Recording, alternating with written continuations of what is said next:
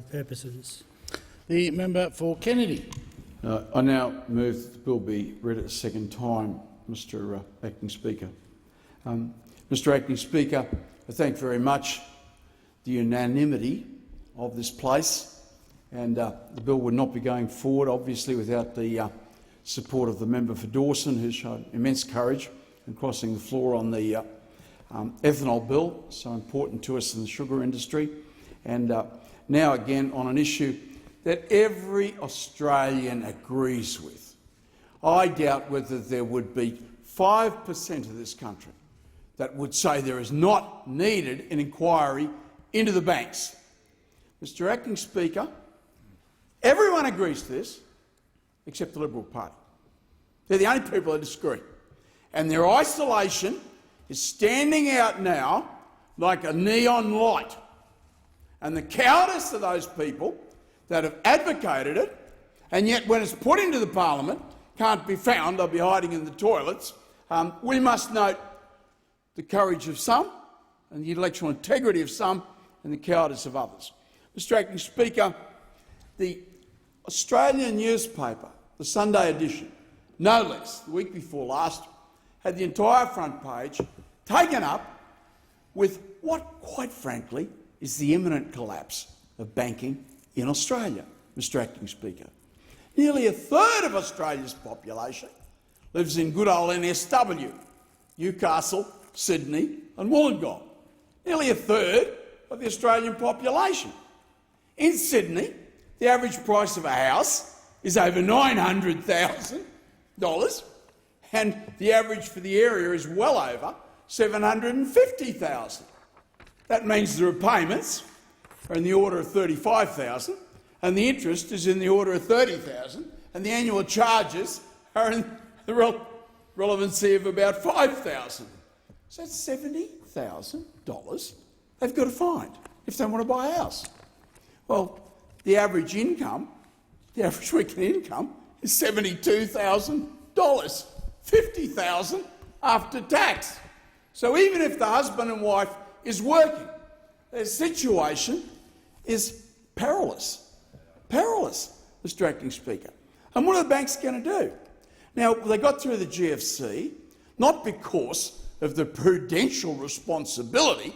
I mean, lending people $900,000 for a house is hardly prudentially responsible. It was non-recourse lending. That was the issue. They have recourse lending here in Australia. They've been able to control this parliament up to date, because of this unable to deliver. What it means, Mr Acting Speaker, is that if you can't make the repayments in the United States and most of the rest of the world, the bank can take the house. Invariably, they'll lose money, some money, and of course the person himself loses the house. So they share the responsibility of having made a bad contract. In Australia, there's no sharing of responsibility. The bank gets the house and gets you as a debt slave for the rest of your life. You carry that debt for the rest of your days, and you will have no hope of carrying it out. If you couldn't keep the repayments up on the house, you will have no way you're going to be able to repay a debt of $100,000 or $200,000 that is outstanding. And when the bank finishes you off, they put a whole lot of extra hits in, Mr Acting Speaker, so you owe a lot. Now, Mr Acting Speaker, I get on well with the Deputy Prime Minister. I have a lot of admiration for him in some ways. But Mr Acting Speaker, he came up to North Queensland and he said there were 4 farmers in trouble in North Queensland. Well, the Catholic priest in the Greater Longreach area said there were 42 farms being foreclosed on, station properties, families, 42. Charlie Follott, the now famous Charlie Follott, twice on 60 Minutes, he's named off 13 properties in his area, Winton, that were being foreclosed on. I knew of 8 in the area south of Hughenden and Richmond, the Bundaberg, Aramac, if you like, area. 8. Well, I mean, that's 55, 63 being foreclosed on in just 3 areas. There are 48 local government areas, but just in 3 areas alone. And, well, he listened to the banks. That's what the banks told him. They're only 4 in trouble. I mean, can you get a more extraordinary case of lying and deceit? Now, when they had a pitiful inquiry here, all the bank bosses come up and said, "Mea culpa, it's my fault, we have done wrong, we will have to fix up our act." I mean, it was very funny, really. I mean, to see them all lining up one after the other, doing their mea culpas, bowing their heads, saying, "We've done wrong, we've got to do harder in the future." I know what harder will be. And let me give the example. When the ANZ Bank and Westpac were technically insolvent in the late 80s, something had to be done to rescue them. So the interest rates were taken from, and I can remember clearly, borrowing at 6.5%, and I said, I'm right for forever, because even if it doubled to 13, the highest interest rates ever recorded in Australian history, I'll still be right. In our second last year on St Francis, we were paying 29% interest rates with charges, and I can assure you, Mr Acting Speaker, we were not Robinson Crusoe. So when the banks get into trouble, what happens? Oh, we put the whip to the galley slaves. The poor beggars that are borrowed out there, well, they'll have to get the money off them. Did any of the banks get punished? No. In fact, they took their incomes from $790,000 in that period up to over $8 million on average. More than 20 or 30 of us could save in an entire lifetime. They make each year, Mr Acting Speaker. And yet the government says there's no necessity for an inquiry. No necessity for inquiry. On the recourse lending, we're out of step with the rest of the world. We have a pending collapse of the market in Sydney, which will take down I don't know how much damage to the banking institutions of Australia. Mr Acting Speaker, let me concentrate on the injustice of the system. Mr Acting Speaker, I'll use one quick case from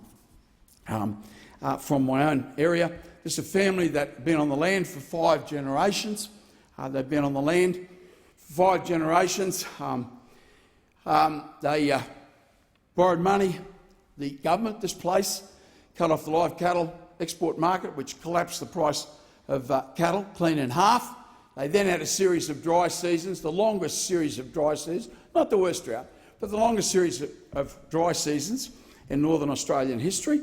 And the banks hit them. Now, that's all right.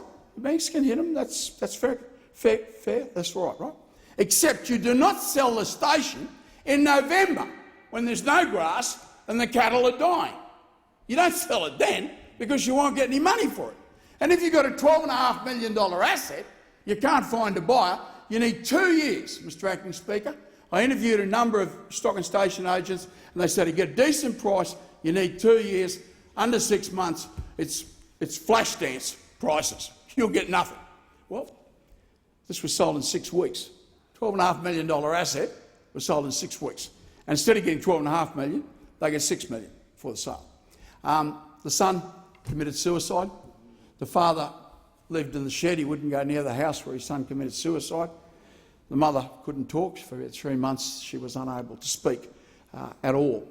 And he was asked to sign a document, and please God, we can get this into the courts. He was said, sign this document because we don't want to throw your wife and kids out into the street. They were living in Charters Towers, your poor little kids thrown out in the street. We don't want to do that. But, you've got to sign this document, or otherwise, there's nothing we can do about it. We just foreclose on your house in Charters Towers and your wife and kids get thrown out the street. So he rang me on the Friday agonising about it. He rang me again on the Sunday agonising about it. But what this is proof of duress. If you're a powerful... The legislation is quite clear. If you're a powerful figure and the other party to the contract is a weak party to the contract, then you must act as if you do not have that power.